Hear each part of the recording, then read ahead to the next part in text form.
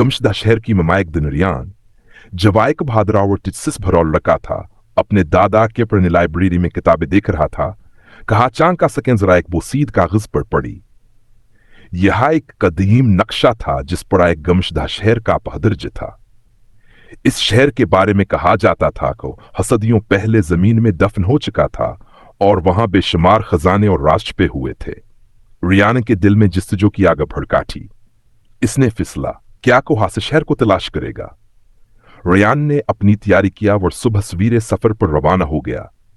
इसने पहाड़ों को अबूर किया, घने जंगलों से गुजरा और गहरे दरियाओं को पार किया।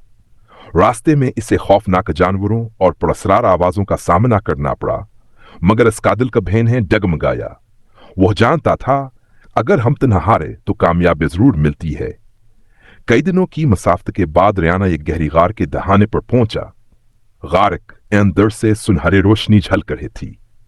वो आस्ता गार में दाखिला हुआ।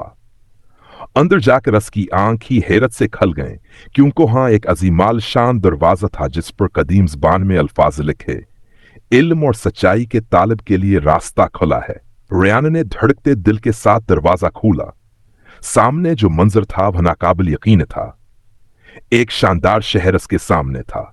सोने के चमकती हुई इमारतें, बुलंदियों को छूते हुए अजीम जस्मे और हर तरफ सुनहरी रोशनी फैली हुई थी। यह वही गमशदा शहर था जिसकी तलाश में वह निकला था। रियान जान गया कहीं यह शहर सिर्फ उन लोगों के लिए है जो दलीर हों, जो हमतावर सच्चाई के रास्ते पर चलें। उसने अपने सफर की हर याद को एक डायरी में लिख लिया ताकि दुनिया को बता सके कि ख्वाब सच हो सकते हैं अगर दिल में जज्बा और हौसला हो।